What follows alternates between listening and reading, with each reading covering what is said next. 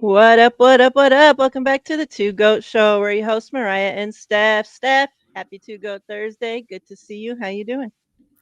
I'm good. I'm good. As we were talking about before we went live, just this week's been tough with just knowing that Fred's not going to be out there the rest of the season. But we move. Yeah.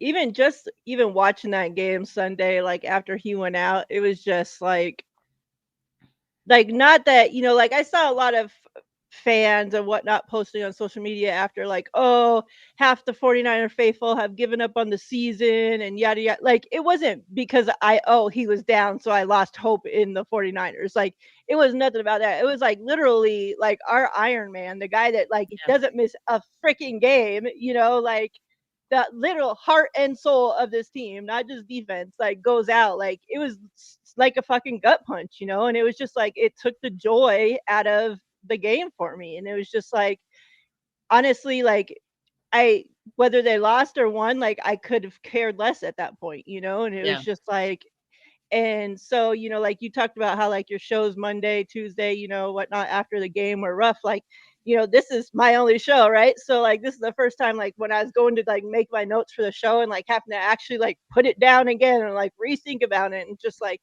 oh my God, now I gotta go in there and talk about it. It's just like, do I want to do this? Like this is rough, like, and I can't remember ever feeling like this as long as I've been doing the shows, like about any other player going out, from all of our quarterback injury history and us losing so many freaking players that we talk about week in and week out. Like this one has felt different than all of those, like, and like when you hear the players talking about it and hear the coaches talk about it, like I get it. I completely understand like what they're going through. Like it sucks. So, like, well, before we get into that, chat, what's up? Hope everybody's doing great. Happy to go Thursday. Hope you guys are getting through this as well.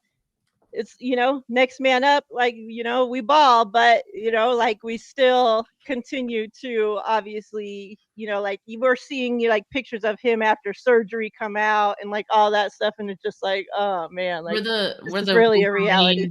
Wolverine staring at the frame meme right now. Yeah, yeah, exactly.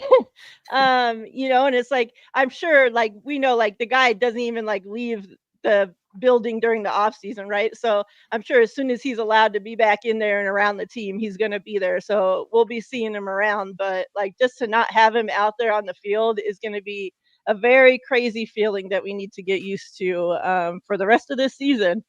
Um, Steph, on that play, let's, take a look at this play that he got hurt.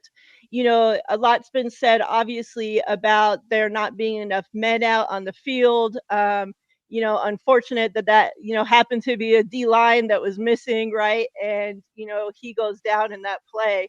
Robert Sala was asked about that just now when I was listening, and he said, it was very unfortunate communication from special teams to getting, that special teams, they still won't announce who that player, like they keep hiding who that player was that was supposed to be out there. But um, said it was unfortunate that the player, there's miscommunication and he wasn't able to get from special teams back out there into his defensive set or whatever the hell. And Salah said that that's, ultimately falls on him, for being the DC and something that, now he has to live with. Um, I have yet, this is how bad this shit hurt me. I have yet to go back and even look at this play to even see what the D line even looked like, Steph. Talk to me about what was going on with this play.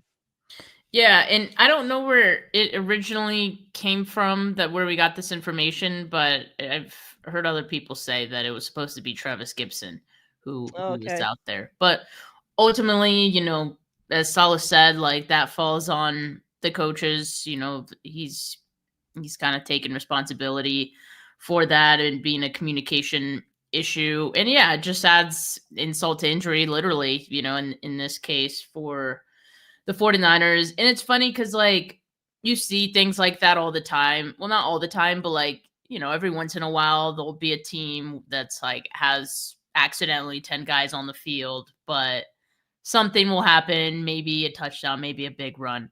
But like for it to happen on, for it to be Fred Warner, getting hurt and it being a season-ending injury on a play like that, like, yeah, it's a really tough pill to swallow.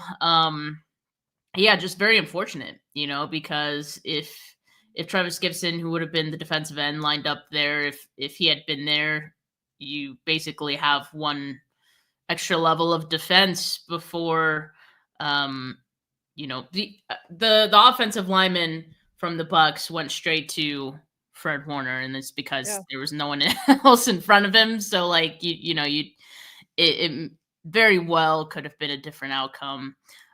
So yeah, I don't, it's just unfortunate. Everything happens for a reason. I don't know what that reason is in the context of 49ers and Fred Warner and his life, but yeah, it just sucks that, that's how it had to happen, but it's football, injuries happen, unfortunate things happen. Sometimes it's just pure, bad luck, as that one just kind of seemed to be. Yeah. I hear a lot of, the athletes talking about that, when you're working back from such a injury like that, and like your everything has your daily everything has been taken away. Like you have to relearn every single thing that you used to take for granted, right? That you learn a deeper level of respect for things that you used to, like I said, take for granted. And that like your body, your mind, everything goes through a different journey. And when we think about Fred, like we've been so lucky and so blessed, and he's been so lucky and blessed that he takes care of himself, and that like he hasn't had to go through any of this, as being a pro.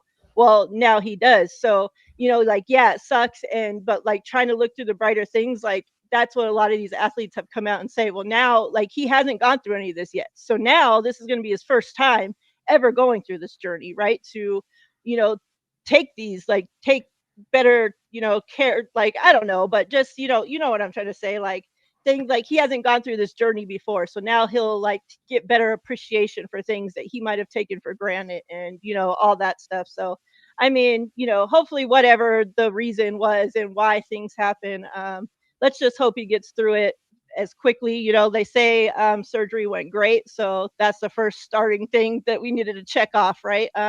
He got through that, and it was fast, like surgery, right? Like a couple days after the injury, not one of these things where he had to wait a few weeks for swelling to go down and whatnot, right? So like surgery done, now he can start like getting back better, right?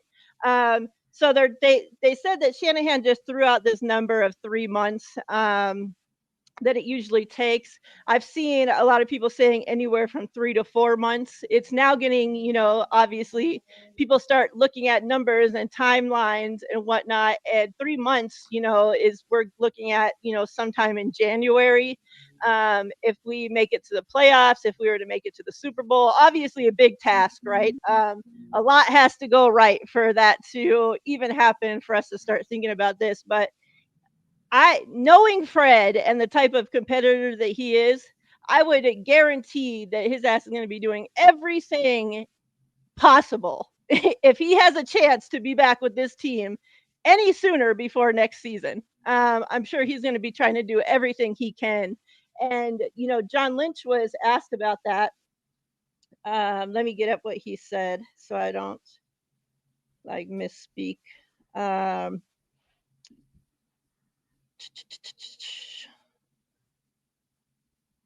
Where is it? So he said, basically, let's get there and let's see. Fred, you give him a timeline and he'll want to break it and beat it. And then Matt Burrows had put out a thing and said, I talked to a couple of orthopedic surgeons, and they said that 4 months is more the standard recovery. The two guys that I spoke to both said that when it comes to professional athletes, sometimes the timeline can be sped up because they have access to resources. For example, anti-gravity treadmills, which allows you to start that rehab much sooner. 3 months is not out of the question. Both of them said the likeliest scenario for his return is the 49ers made to the Super Bowl.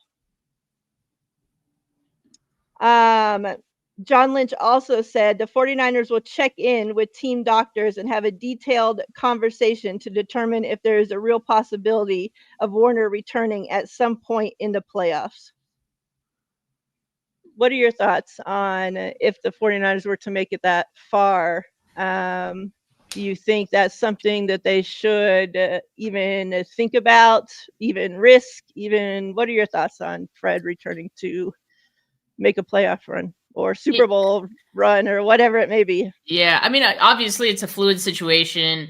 I think the very first step is, you know, Kyle Shanahan and John Lynch talking to the team doctors and looking at this specific situation and this specific athlete, Fred Warner, and seeing what his timeline looks like. It's fun to speculate and get all these opinions from medical experts, and that certainly gives us an idea. But I think it's better to just kind of wait before we get too excited, I guess. And then also, it's going to be a week to week thing from there. Once we know what his timeline is, and say it's on the short end, and let's just say like 3.5 months, right? Like then it goes week to week, and you're really looking at the 49ers situation and thinking, okay, well, are we still in contention? Is this still makes sense? Once we get to a certain point where it's like, okay, this isn't going to happen. Like Fred, you could chill, man, kind of thing. Yeah. Or like, I'm sure he'll have those same thoughts. But yeah, you don't want to rush a player back either, especially someone as important as Fred Warner. And if the 49ers did make it that far and they did it without Nick Bosa and Fred Warner, then they're probably pretty good, right? And you don't need to rush Fred Warner back. You might not even need him like for that game. So yeah, I mean, I would obviously be ecstatic if he was able to return and if the 49ers made it that far. But it's going to be a week to week thing. We really don't know, this early into the season and into the situation. I guess I don't want to get my hopes up too high, but it is good to know that this isn't the type of season ending injury that's like a full year recovery, because by the time next season rolls around, he'll be well through rehabbing and hopefully getting back to the Fred that he was prior to this injury, right? Because Right. even when guys come back, sometimes they don't look quite the same. They don't feel or as quick as they were before, so he'll have that ramp up time, before we get into the 2026 season. And that's super encouraging as far as the timeline goes. I think that's what I'm most looking forward to. Agree. Will you have Coach Desi on this week? I hope so. Yeah, that would be my hope, and definitely have to ask her about Fred and what she thinks about the timeline. Yep. So make sure you guys stay tuned in with Steph and get Coach Desi's thoughts on this. Somebody that has obviously more experience with the medical field. And definitely, we'll get her thoughts as we get closer to, the playoffs and that as well. But obviously, this Fred Warner situation is something we'll keep an eye on and talk about as we go through the season. Steph, let's just look at that game a little bit. Obviously, a loss, which you predicted. Whatever. They did me no favors, 49ers. Like now Steph's a game ahead of me. Thanks a lot. But this was a very close game. Obviously, after Fred went down, and like the gut punch that we talked about, it was just like, okay, what now? Is the team going to completely fall apart? Are they going to all put on their boots and battle for Fred and get us a dub? Like what's going to happen now, right? And like it was a good fight. Man, like Baker Mayfield's playing at an MVP level. Like you can't take that away from him. Like you saw him lose another wide receiver in this game, and he just keeps getting it done, right? Like just unbelievable performance week in and week out from him, and that didn't stop this week, unfortunately. Kendrick Bourne, like, hello, like back-to-back weeks of him just coming through and being a complete stud. Um, Eddie P, hello, we got a kicker. Speaking of kickers, Jake Moody hitting game winners for other teams. That's okay. We got our own game winner hitter, okay? Like, don't worry about us over here. But Eddie P, like, he's 15 for 15, Steph. Like, holy shit. So, like, he put on, like, his parents were there, so he put on a great show for his parents. Unfortunately, we weren't able to get the win. Mac obviously was coming into that game hobbled up, didn't have the best game. We had turnovers in this game. It was just, I'm surprised with all that happening that this game was still as close and even winnable. But talk to me, Steph. What did you see from this game? How are you feeling about this team? Yeah, I mean, we talked about how difficult it was for us to even just continue watching the game after the Fred injury, right? Like you said, you didn't even care if they won or lost, and here are these guys who have to continue playing this game, and they do have to care if they win or lose. But the good thing about what I saw is that they did care, and not just because they needed to. I think this is a team that, based on everything we had seen from them, even from prior weeks, this is a team that has fight. They have self-belief. They play for each other. And that says a lot about who they are. So the fact that they were able to keep it as close as they did for as long as they did in this game, with, like you said, Baker Mayfield playing at a really high level, I came away still impressed with just how this team is like sort of wired, and then they just don't give up. And yeah, I appreciate that. I think that's something they're going to need going forward. It's going to carry them to more competitive games. Even this Sunday night's game against the Falcons, like they could definitely use some of that. And man, it's just tough with all the injuries that they're facing, but they're not letting it phase them, So that's just been the huge difference between this year's team and last year's team, and we're seeing it week in and week out. I think with the defense, it just looked like they knew that everyone collectively has to play even just a little bit better, to make up for this loss. And it still might not be enough, but man, like, they're going to try. And I liked what I heard from Tatum Bethune. I'm sure we'll talk about him a little bit more here, but yeah, just the mindset that he seems to have, and, knowing that he doesn't have to be Fred. He doesn't want to be Fred. Like, he wants to be himself, but he just wants to make sure there isn't like a drop off, right? So I think he's ready for the challenge, for the expanded role. I think when you hear coaches talk about him, they seen how he's matured, and he's ready to be that leader of the defense. And I say leader because he's going to have the green dot. He's going to be communicating to the rest of the defense. And so even if he's not the veteran, or, not the only leader, he's going to be one of those guys.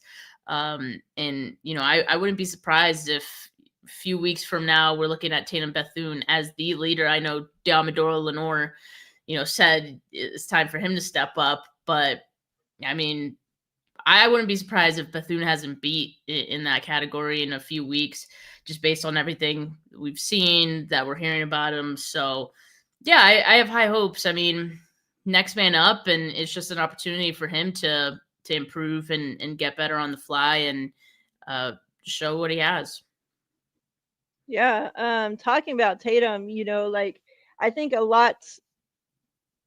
it shows a lot just by the 49ers coming out and saying, no, we're not looking to trade for a linebacker. Like, we're moving forward with Tatum as, with the green dot. Like, and Saleh, when he spoke today, said, like, we wouldn't be giving him the green dot if he hadn't earned that. Like, we're not just giving people roles, right? Like, yeah, next man up. But like we have other guys that are in the building. We could trade for somebody basically, like if we didn't feel like he was ready. And he said, like basically he's a rookie. Like he hardly played last year in his rookie season. So like don't be going in there into the games expecting that he's going to be Fred Warner. Like he's not. And we're not expecting him to be, and we're not asking him to be. Like go in there and be Tatum Bethune, and don't worry about making the big play. Just make the play that you need to make. Like just make your play, right? Like and he said like he expects to see a lot better Bethune in week 17 than what we're going to see this week against the Falcons, right? Like, and that's what we have to expect. Like, he's a young guy, he's getting thrown in with a lot of responsibility. But when John Lynch was asked about him, he said that when he was at Florida State, like the things that they liked about him, that he was able to command the huddle, that he was a leader. He talked about him. He said he's a special kid. Like he comes from a family that's all education. He's a likable kid he said he's earned the respect of all the teammates in the locker room already without even having to step on the field and make any plays. Like, people just have that. Yeah, and he said that coming into training camp, that Bethune was the most improved player from last season to this season coming in training camp out of everybody out there.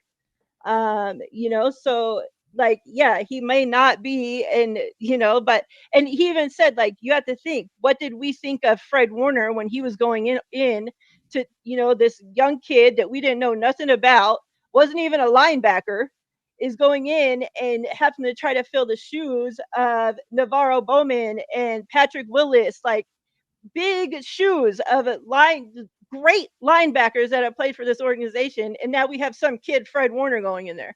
And now all of a sudden we're looking at Fred Warner like he's Patrick Willis and Navarro Bowman, and thinking now, oh, who's this Bethune guy? Now we gotta and so he's like, just basically give the kid a chance, right? Like, like they wouldn't just be throwing this guy in there if they didn't think something of him.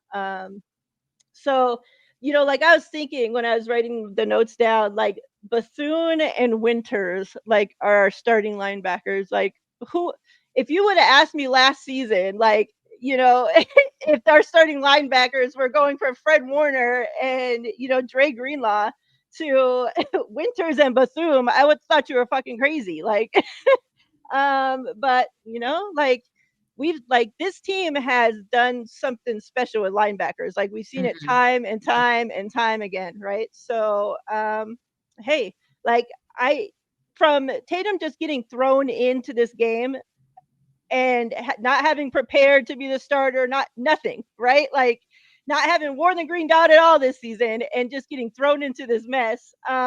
Like, yeah, there were some mistakes. The defense obviously gave up some big plays. Guys weren't where they needed to be, but like, I ain't blaming that all on him. Like, I've seen some very encouraging things from him, which I would expect to get better after a week just preparing to be the starter, right? Like, it makes a huge difference when you're going into a game knowing that you're going to be the starter and what you need to do compared to not. Like, so yeah, like I'm obviously super, super heartbroken over losing Fred.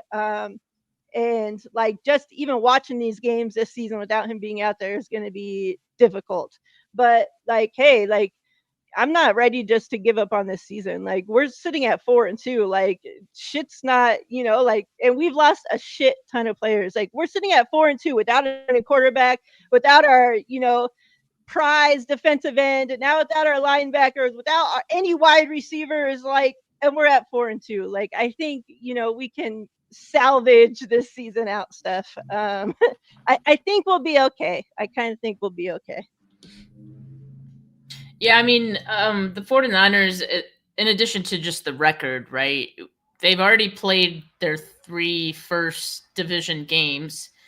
They're 3-0 in those games. Like that in itself is already a really good head start, so even with the setbacks that they're having in terms of the injuries, they still have an opportunity to, like, they put themselves in a really good position, starting off the way that they did.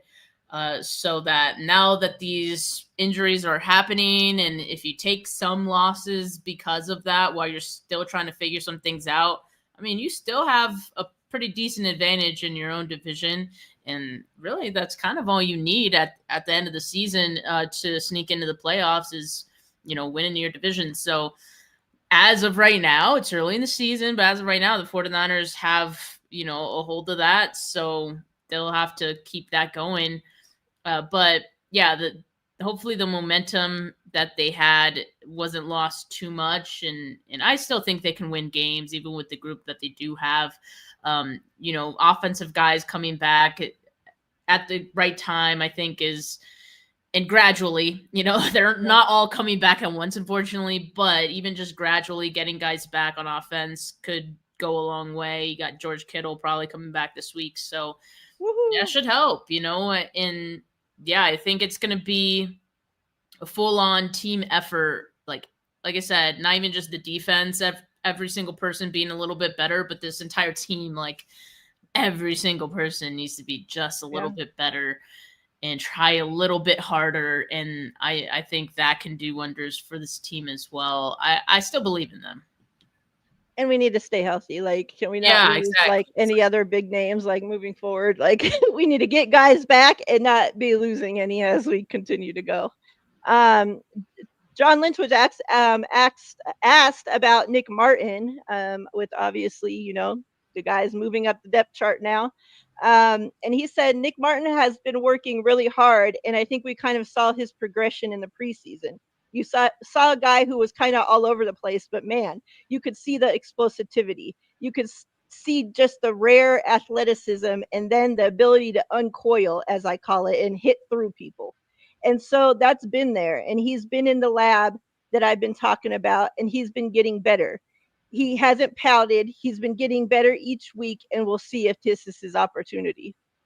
And then he went on to talk about, like, his biggest thing is obviously he needs to come in, and when given the opportunity on special teams, you need to perform and work on special teams to then, earn your way up into getting snaps, in the game. So, hopefully, that we can start seeing these young guys.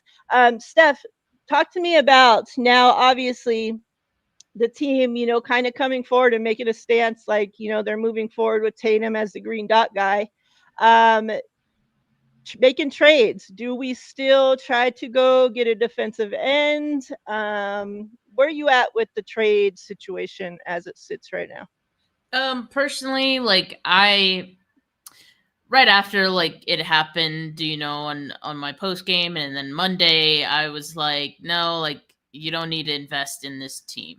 Like, and just have fun with who you have, and see these guys grow and improve. Let's just kind of, I don't want to say like give up, but it was just there's no reason to invest in this season, right? Right. So, and I still feel that way, but at the same time, I think what Kyle has been saying about trading, even before this Fred Warner thing, he's been saying we're looking for someone who not just helps us this year, but next year as well.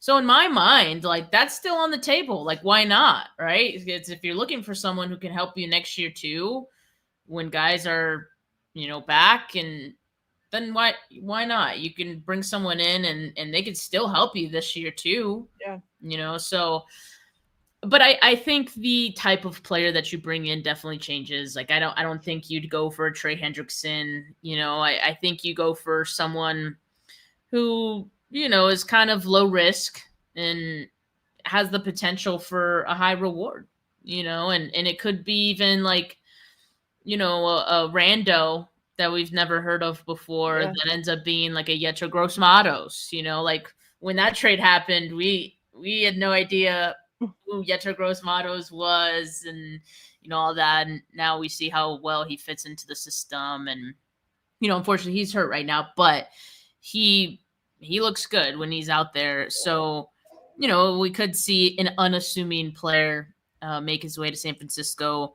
But also, there's, like I said, a low cost move and low risk would be someone like an Arden Key, who he would be a rental for the 49ers right now, but they could easily, like if they wanted to, give him like a pretty modest extension, like probably a 2-year just for the rest of this year and like next year if they wanted to.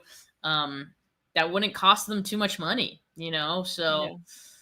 but yeah, you don't want to give up too much trade capital. I don't, or draft capital. I think that those are the bottom line. So, what was already in my mind a pretty narrow scope of who you were kind of looking for, I think like it's narrowed even further. So I wouldn't be surprised if nothing ended up happening on that front. But also, if it does, it won't happen soon because I think they still want to take probably the next couple weeks to kind of gauge the situation, to truly know, okay, like, do we have something here Yeah. at all, or should we just not even try, kind of thing? Yeah. If we can win the next 2, 3, like we're looking at a different situation than if we go and lose the next 2 and 3 in a row. You like, but I'm with you. Like, if we can trade for somebody that we get for the next 2 years, like that ultimately would be the best case scenario, right? Like, because then you have it for this year and it's like, hey, like, okay, we're not tanking this year, but like, let's see what happens. Like, we have a chance, if something happens, great. Okay, if it doesn't, well, we got him for next season too when we get all of our guys back healthy, right? Like, I don't know, Steph. I don't know. I'm just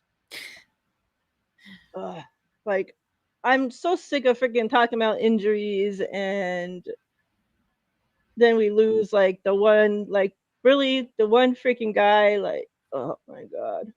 And like I told you about this, like I always have this feeling with Fred Warner for like the last 5 fucking years because he's like always healthy, and it's just like, like when's the last time a football player has like gone their whole career and never had a serious injury? Like, Yeah. has that ever happened, right? Like, so it's just like, like in the back of your mind, like something's gonna come one of these years, like sooner or later, right? Like, because it's football, like this shit happens, and it's still like all the great, like healthy for all these years, and then it happens and it's just still like a fucking gut punch. Like, why, Fred, man? Why?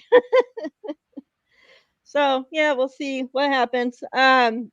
Let's talk about Brandon Ayuk. Obviously, somebody else that's dealing with injuries. All of a sudden, out of the blue this week, who knows why, Steph? I don't know what goes through these people's fucking heads that they just think like, this guy's there rehabbing, mind his own business. Let me just fucking start some big old fucking commotion and I'm gonna pull it out of my ass for no fucking reason.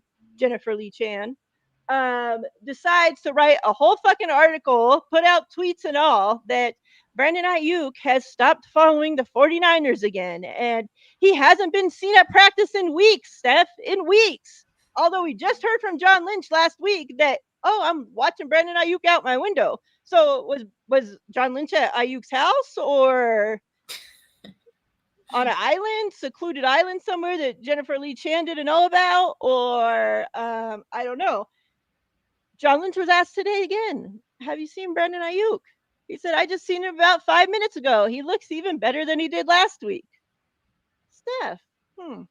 So Brad, shout out Brad, puts out a tweet and says, hey, Brandon Ayuk hasn't followed the 49ers back since he unfollowed them, and you guys made a big deal of it last fucking time. Like, hello? So let's just say then the tweets get deleted and the story gets changed. Steph, why can't they just leave my guy alone? Like, what the fuck? What in the actual fuck? Like, we've heard all this good stuff about Brandon Ayuk rehabbing. He's there with the wide receiver coach every day. He's helping coach the young guys up all through training camp, through preseason, all this shit.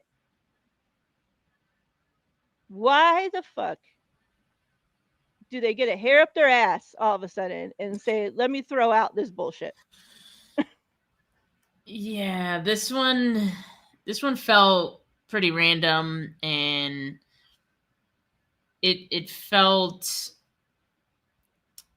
obviously it's irresponsible. Like I yeah, can't really say anything else about it. It's irresponsible, especially because the topic of Brandon Ayuk is already so sensitive, within the fan base. And we saw a lot of people turn on him with the contract negotiations and all of that. Just the way that was reported, and some of it was self-inflicted, right? Like I think just the way Brandon Ayuk handled things wasn't always the greatest, but it's just very sensitive within the fan base, just the perception of him. So to put out a piece like this is damaging to the reputation, and again the perception that was already very fragile with this fan base. And it's very bizarre. It's very, very bizarre. I don't think there were ill intentions, but it just really bizarre to put out a piece where you're making these statements that he unfollowed the 49ers, making it seem like he did it again, and not verify that ever took place. Like that's very irresponsible reporting. I expected better from just a publication so large. But in any case, it was deleted pretty quickly. Thanks to Brad, and just like how quickly he responded to it. And thankfully he has such a large following that everyone kind of, at least on Twitter, like people saw that it was false, right? Just based on what Brad said. But then I also wonder, like, there's probably some people who saw that and aren't on Twitter, or like, and that's why I say it's damaging, because news like that spreads like wildfire. And even if there's a correction, the corrections or the apology or whatever, those things don't spread quite as far. Exactly. So it's just unfair. It's unfair to Brandon Ayuk, and just that whole situation. Also, to suggest it, I would say it was misleading to say that he hadn't been seen at practice in weeks. I know what she meant. Like the beat writers are only there for the early portion of practice, and the beat writers hadn't seen him. But to say that, like the way it was written, made it seem like he hasn't been there at all, and that again, irresponsible. It was misleading the way it was written, and it's kind of weird, very, very weird. But I'm glad it's not true. I think Brandon Ayuk is progressing. We don't have a date yet. That's okay. People want a date because they just want something to look forward to. I think with Brandon Ayuk, I'm okay with the team not giving a date. Like, and I am not one to assume that something's not right just because they haven't given a date yet. Like, sometimes they give dates and those dates end up being wrong, and then like we freak out anyway. So you damned if you do, damned if you don't. So yeah, I think they want to have a better idea of where Brandon Ayuk is at before giving a date. That's fine. I think when people saw him in those clips, like running or jogging, I should say, it wasn't even like full speed running in any of those clips. It wasn't full speed, like hard cutting in any of those clips that we saw. But people got excited and assumed that he was close, to returning. And John Lynch and Kyle Shanahan are using the word close, or he's closer, right? But when those clips came out a few weeks ago, like that didn't look like a guy who was like going to be returning in week 6, It just didn't. So I think, again, now it's fine that they're not giving a date. I think they just want to be sure that when they do give one, it's truly accurate. Yeah. I guess my whole thing, like you said, like it was damaging because immediately, like even, in the few minutes that it took from one tweet going out saying, all the bullshit that she said till Brad putting a tweet out saying like this ain't true. Like so many people under there, trade this motherfucker. I want this Yeah, piece of yeah, shit off yeah. my team. This like, oh my God, for something that wasn't fucking true. Like, so you brought all Exactly. that hate onto the guy for no reason when he's doing nothing but over there rehabbing. Like, and my thing is like, why all of a sudden, like we just lost Fred Warner, right? We have all this shit going on with the team, getting ready for, a team that just beat, two teams in a row, right? Like, and you have nothing else to write a story about? Like you had to pull Brandon Ayuk out of your ass to write a story about him because you couldn't find one other fucking thing to write a story about? Then maybe you need a new fucking job because there's a whole hell of a lot of things to be writing about, especially with this team. And you want to bring bullshit out your ass to write a fucking fake story to fucking who knows why? Who fucking knows? Like what even thinking went in to be on? Like I don't know. Was it for clicks? Was it for who fucking knows? Because it's just very bizarre. And I will say, like, I haven't seen something this bizarre from said person before. Like, there has been some crazy shit, but nothing this crazy. Yeah. So it's just that's the weirdest part of it. Is like, why? Like, what was the reasoning? Why this timing? Like, why all of a sudden did you say, I'm bored here on a Tuesday afternoon. Let me check Brandon Ayuk's Instagram page and see who he's following. Like, get a fucking life, lady. Like, come the fuck on. Um, what's up, Jess? I don't want to say that I expect that from anybody because it's like, if especially somebody that's getting paid money to do this for a living.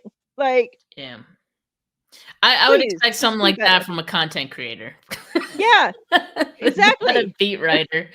Exactly. Like, so to say, like, I don't want to say, like, I expect that from any of them because they all should be held to a way higher fucking standard than be producing just some bullshit that you're pulling out your ass. Like, so yeah, very bizarre. I hope, Brandon Ayuk, like, obviously that's my guy. I want him back ASAP, but like, don't rush the guy back. Like, let's just get him back, like, when he's ready to come back.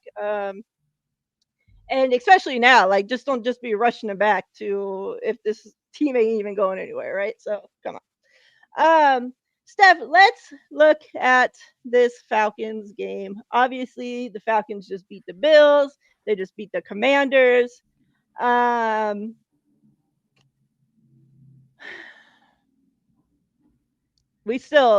don't even want to even get into the injury report because it just like took Kyle like 6.5 minutes to read off all the injuries. So I'm not trying to even like just the same thing every week. So let's just talk about obviously Kittle back at practice. Things are looking good. Hopefully we can get him activated for this game because right there we're already adding a huge piece. Obviously what he does in the pass catching game, right? But the run game has been terrible. Not like he's going to come in and fix it all, but at least a little piece to making it better will help. Brock back at practice in a limited fashion. Kyle was asked yesterday if Mac is more limited than Brock or like how does he rate it? And he definitely said that Brock's more limited than Mac. So they said Mac is throwing at practice, which obviously who couldn't do last week. So that's a Yeah. plus too.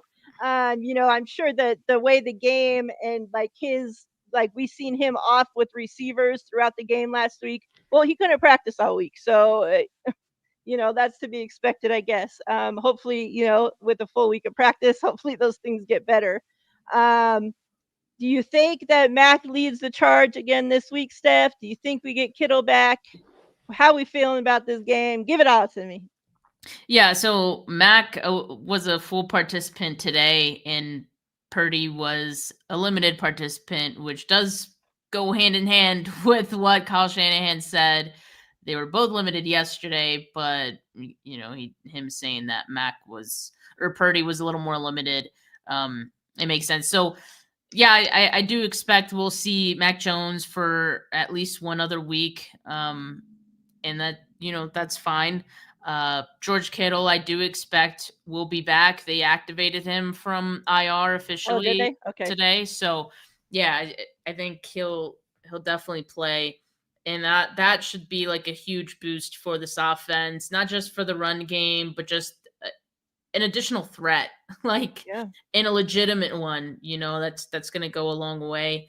And I think in the red zone, it can't hurt. It can't hurt in the red zone. I think even in the short span of time he was out there, in week one, he scored a touchdown. He was going to have huge involvement in that game. I feel like that was part of the plan for him this season, that, hey, like, we're going to lean on Kittle in the red zone. He's going to be our focal point. I think we see that come into fruition this week. Now he has to ramp up a little bit. I don't know how many snaps he's going to have, but if he's fully ready to go, I would expect he gets a pretty decent share of snaps and targets from there as well. So yeah, I'm excited. I'm excited for Kittle to be back. Like I said, it can't hurt. I He agree. looks He's not. good in the videos. Like he looks Yeah. like he doesn't look like he's like you said, the videos that we saw of Brandon Ayuk, right? Like we could tell, like, okay, he ain't coming back yet, right? Yeah. Like when we watch the videos of what they've released of Kittle, like I'm not looking at the guy and saying, oh, I think maybe he should wait another week. Like he looks like Kittle. So Yeah. Yeah, and also I think it's at a right time, because I think this team needs energy. It needs like mm-hmm. leadership, and Kittle's the leader of the offense, and he's one of the team leaders. I see him as too, just like Fred was. And so yeah, I think they'll need that. He's a very vocal leader, obviously. So I think that'll help this team and the morale of it, and help keep them fighting this week as well. So looking forward to it. It should be good. But yeah, I have my concerns about this game. The Falcons look like a pretty good team. They had their bye week. They looked way better coming out of it, against the Bills. You can't look past them. This feels like a game that the 49ers, kind of need to win, right? So it'll be an interesting one. Yeah, what's up, Carly? Niner Faithful said Purdy didn't do a presser today, only Mac did, which usually tells us right there who's going to be our quarterback. And then he also said that MVS, I'm going to assume, sorry, I shouldn't assume that's your guy, but Niner Faithful also says that MVS put a DMP today, which is surprising because, like, even though, and we haven't relied on him very often, right? But, like, we only have about like this many wide receivers left, and now we have them not practicing either, which okay. So I don't know. Did he get hurt in practice? I would assume. Did he practice because he practiced yesterday, or let me look at the thing. Yeah, I'm pretty sure he did practice yesterday. So yeah, that one popped up. Probably tweaked something in practice, if I had to guess, but who knows? Get through practice. Not that he was much of a contributor anyway, but no, but I guess special teams maybe, but we do have, looking at the list now, we do have Jordan Watkins is back to practice, so hopefully this ain't a fluke like the last time where he comes back and then all of a sudden is hurt again. So hopefully we start getting him back out there. Juwan Jennings practice, Sky Moore practice, like we said, George Kittle practice. Purdy, who missed practice yesterday, was back at practice. We got CMC Trent back. So still no Ricky. But we do have some wide receivers back on, back practicing. So I mean, if we lose MVS, like, as long as we have some numbers, like, do we have some wide receivers enough to suit up and get out there, or Like, Well, Jennings, yeah, I think they'll be okay. It's not an ideal group, but it's enough to make do. And especially if you have Kittle back and you yeah. have McCaffrey running routes, like that helps. Yeah, which McCaffrey just like set a record for what, like the most 50-yard, having the 50 yards, at least 50 yards receiving in the first how many ever games we've had so far of the season by a running back. Like nobody's ever done that before. Like that tells you how much we're relying on the guy to be like a pass catcher right now. Yeah, but like the running game of ATL is no joke. Yep. And obviously, like us losing Fred right at this time is terrible, right? Like, um, so yeah, that's my biggest worry. Like, I'm not as scared. Like, Penix, whatever, Penis. He's not that terrible of a thrower. Like, he ain't great either, but he's not terrible. But the threat that he has with his legs, what he brings to the run game, paired up with Bijan, like it's just, yeah, it's like our defense has to be able to slow that down.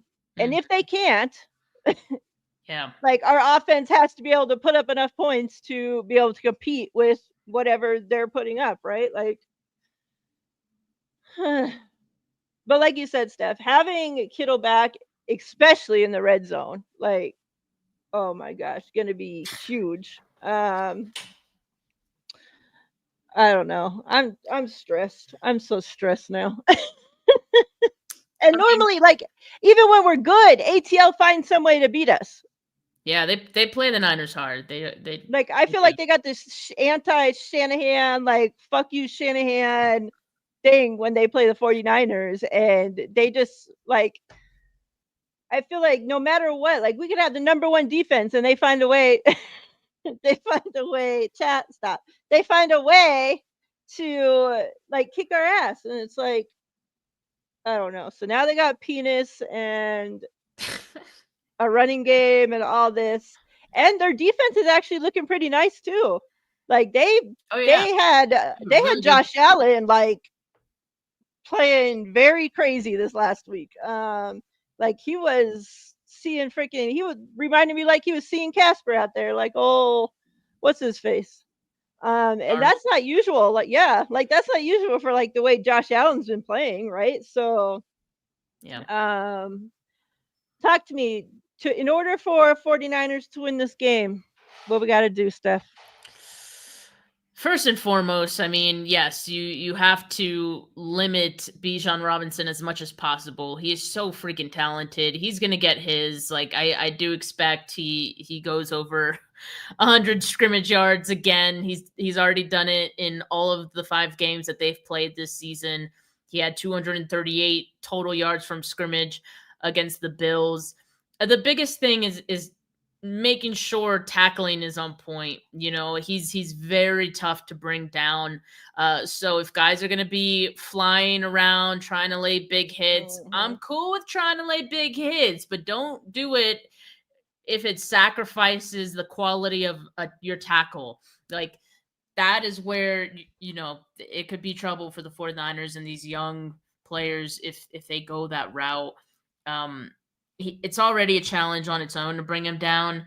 But yeah, they have to make sure that they're as much into the fundamentals as possible. I mean, his cuts are just so sudden. It's like he teleports, like it. Yeah. So that makes him really hard to bring down. I mentioned this in my show earlier today with Wayne. According to PFF, most tackles avoided this season, Bijan Robinson is the top running back with 39 tackles avoided. Mind you, that's on a game less played than most teams have played since they had their bye week, right? And just to put things into perspective, the top quarterback on that list was Baker Mayfield, who had a big play, avoiding many tackles from 49ers defenders. That shit was crazy. That was crazy. And that's something you don't want to have happen again. Like it happened already with Baker Mayfield. Okay, how can we be better to make sure it doesn't happen with Bijan? again, I do think there are going to be some plays that are just like, duh, like it's really going to frustrate us. And mind you, Mhm. the Falcons offensive line is one of the top in the league. Like they're just creating open lanes for them. So that's the other challenge as well. So yeah, I think it's going to be up to guys coming downfield and, laying that hit, but also making sure you don't miss. I think that's going to be the first and foremost the biggest challenge. The second challenge and what they absolutely need to do is Mac Jones needs to get the ball out quickly, and Kyle Shanahan needs to scheme up, have a game plan that combats the Falcons blitzing, because Yeah. they blitz the hell out of Josh Allen. They're gonna blitz the hell out of Mac Jones because Mac Jones can't handle pressure. I mean, Mhm. a large reason that he struggled last week was because he was pressured. Both of his picks came on pressured dropbacks. So yeah, that's the way to beat Mac Jones. That would be the way to beat this 49ers offense. I expect that the Falcons, who have, pretty good defensive line as well, like they're going to get after him, and 49ers have to be ready for it. I expect there's going to be frustrating reps that we see from this offensive line, from the pass blocking as well. But there are ways to combat that and neutralize, a aggressive defensive line like that. Kyle Shanahan just has to find the ways, and Mac Jones just has to find the open man as quickly as possible.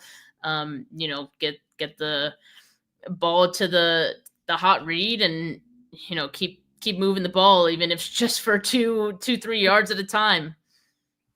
Yeah, see more of like what we did against the Rams. Like he was able to get rid of the ball super fast, and like more of that versus instead of what we saw last week. Like please, and hopefully last week was just a combination of the O line just being ass, like they're just fucking ass like always, and Mac being hobbled and hurt. So like just accommodate not being able to practice. Like hopefully all that went into last week's loss, and this week is just a better overall. Filthy Casual says, "Is the Bills O line worse than the Niners?" I don't know. I suppose like we wouldn't know because Josh Allen is always scrambling. Like Yeah, he's always able to escape the pocket. And we just have no idea how good or bad his offensive line is. Um, yeah, double-digit sacks on Mac. Let's hope not. Like yeah. let I mean, like all things Poonie. Hopefully considered, he gets his like head out his ass. all things considered, I really thought that Mac, because he is a statue for the most part, and he's playing banged up. Like I keep thinking going into games that he would get sacked more, but he honestly doesn't get sacked as many times as you would think. So, well, that doesn't mean that won't happen this week. He'll probably get sacked a few times, but I don't know if it's gonna be. It definitely won't be double digits. That'd be insane. He hasn't been, and I think I had said this last week. Like he hasn't been as statuey as like when I think of Mac Jones, right? Like what I picture, what I thought of him prior to coming to the 49ers. Like he hasn't been that bad. Like I was just picturing him, oh God, he's gonna have to start for us. He's gonna be just standing there getting sacked. Like the motherfucker can't move. He's worse than freaking Tom Brady, like, right? Like, but we've actually seen him like scramble a little bit, move a little bit. Like it hasn't been that bad as what I had pictured in my head. So hopefully he continues to not be that bad. And like I said, the O line, like, can you guys just fucking wake up and get your head out your ass? Like Poonie, like, Yeah, was such a yeah. stud last year. Like, I don't know what's going on with him this year. And just like the entire interior of the O line is just shit. Like complete shit from the center, both like oh my god, just fucking terrible. Like I hate watching this O-line play. Like it's the worst part of watching 49ers football to me. It honestly is. Like just because like we have been banging the table for them to invest in this O-line year after year after year, and they continue to just be like, we don't give a fuck, and we got to deal with this every season. Like our quarterbacks, like constantly under fucking constant pressure, running for their lives, getting hurt. Like it's just like imagine how great Mac or Brock could play if they had actual like what the hell is this shit popping up on my screen? If they actually had like an O line like the Eagles, like give them the time that fucking Hurts has to freaking make a sandwich back there, deliver lunch, like imagine. But no, we don't get to see that kind of shit because they're like constantly under pressure. Like it's just like, oh line, get your shit together. But yeah, Steph, players of the game. Who we going with? Who we going with? And give me your score prediction too. I'm gonna go. I'm gonna go Kendrick Bourne again. All right. Well, not again, but I don't know who I voted for last week. But I think the presence of George Mac. Kittle. Did I go with Mac? Okay, yeah, that wasn't good. But I think the presence of George Kittle will help open things up. Another week of Juwan Jennings, being back, he might look a little bit better. But I think ultimately that helps Kendrick Bourne get better matchups, and he's finding ways to get open and get yards after the catch as well on some of these. So yeah, I like what he's been doing. I like the chemistry he has with Mac Jones, except for when he doesn't know where he's lining up or like he runs the wrong route. Hopefully those things get cleaner each and every week. But, when he does get the ball in his hands, he's done some really good things. So I'm going to go with Bourne. As far as my score prediction, let's see. Let's see. So the Falcons scoring the opponent points per game, they're averaging 20 points allowed to opponents. 49ers allowing 21. Scoring offense, 49ers are averaging 20.8 points. And then Atlanta's averaging 20. So I'm going to go around that. I'm going to go 24-21 Niners. Just because I want to be optimistic. I want to manifest a win here. I very well know this is going to be not easy. The 49ers very well could lose this game. It could get ugly fast, but I do believe they do have what it takes to win. It just has to kind of all come together, and it has to be almost perfect. Like they don't have a lot of margin for error in many games going forward that they're going to have. So, but yeah, so I think it's a close game, and I think 49ers win. Eddie Pinheiro field goal, game winner. Let's go. Yeah, we can have our game winner walk-offs to Chicago. Chat, score predictions. Get them in there. I heard this morning on the radio show that the Falcons have yet to score a point outside this season. Outside? Like their offense hasn't scored a point? The only team they played so far have been the Panthers, and they got their ass 30-0. And now they're playing outside for the second time this season, coming to Levi's. So divisional game though. Everyone's like, how did the Panthers shut them out 30-0? Divisional game. Divisional games are weird, and like when two teams know each other that well, they match up each other very well sometimes. Sometimes that means it's a close game. But sometimes it means you get weird lopsided wins like this. Like that's the only way I could explain it, at least. They just know each other that well. They match up well. Yeah. I'm going 21-20 49ers. Okay. Ooh, that's very close. Very close. Don says 28-17 Niners win. Wow. If the 49ers put up 28 points, I'll be happy about that. Yeah. You can do it. Shit, maybe Kittle, might spark that magic. I'm Get saying him out there. it Just could throw be. it to Kittle, okay? Just get the ball to Kittle, let him go to work. And even Kyle, look at this Rob D. He always be copycat. He's such a fucking copycat. It's like he did that on purpose.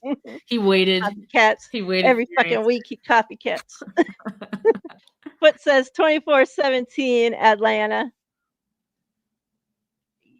Like I said, Atlanta has this thing where they like Yeah, I know. It's the like years that we went to the Super infuriating. Bowl, like they freaking beat the 49ers with a shit team that only won fucking like 1 or 2 games. Like shit is Seriously, just crazy with them. I don't know what makes it no is. sense. Yeah. So like, if I were just, putting this score prediction with just my brain, I would definitely probably put Atlanta to win. But since my heart isn't with it, this shit happens now. So that's why it's a close one. Yeah, Rob, just a 4-week streak of you being a copycat. um, but yeah, hopefully we can get it squeaked out there, Steph. And hopefully next week we're talking to you guys with a win, with no more injuries. Like, we got to turn this shit around, faithful. Steph, what else you got going on this week? Let the good people know. Yeah, so tomorrow doing my preview show. KP won't be able to make it, but I'll be going over the key matchups, like to go pretty in depth with those. I'll have lots of stats to go over and support my claims. And also, hopefully, we'll have Desi to talk about injuries. She hasn't gotten back to me quite yet on if she can make it, but usually she can. So, yeah, that'll be on my channel, Steph49K. Yep. Make sure you subscribe both channels. Me and Steph always here every Thursday, same time, same place, 3 Pacific time. We'll see y'all next week, faithful. We appreciate y'all. Everybody have a safe, wonderful rest of your week. Chat, you guys are awesome per usual. And yeah, we're out of here.